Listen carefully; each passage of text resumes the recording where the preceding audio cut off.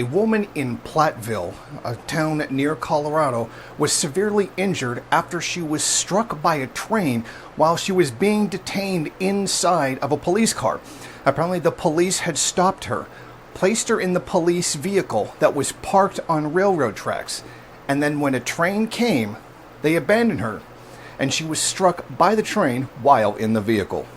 According to the Denver Post, newly released footage of the train slamming into a Platteville Police Department cruiser shows two officers searching a nearby pickup truck for a gun as the train approaches and a third officer running for safety just before the crash, which seriously injured a woman in police custody who'd been left in the back of the vehicle.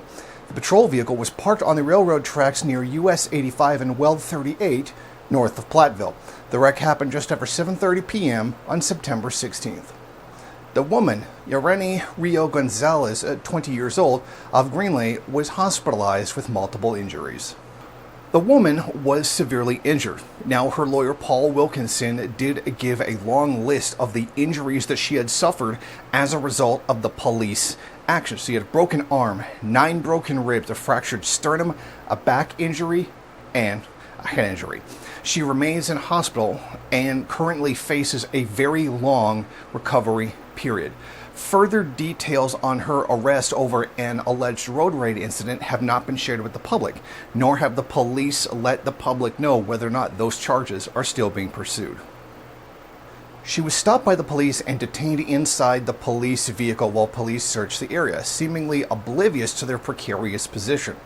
According to the video, there was time to remove her from the vehicle before the train had struck her. This represents one of the most massive instances of negligence that I've really ever seen from the police. Parking your vehicle on a railroad, just that alone should have been enough to cause enough concern for them to move the vehicle, let alone place a person who had been restrained inside of it, knowing that trains still come by on those tracks.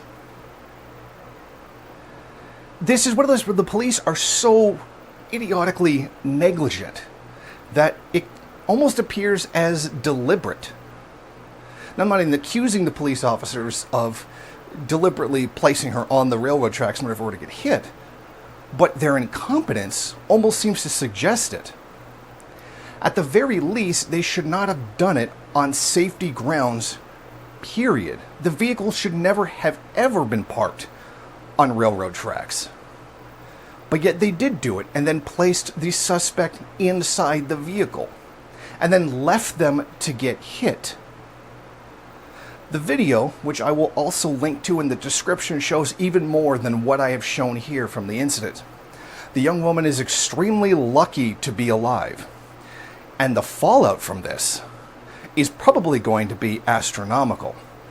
I would be very, very surprised if there were not charges of at least negligence put against these officers, or negligence causing bodily harm, or something like that. I'm not a lawyer, but that seems to me the kind of charges that would be placed in this situation, if they get placed at all.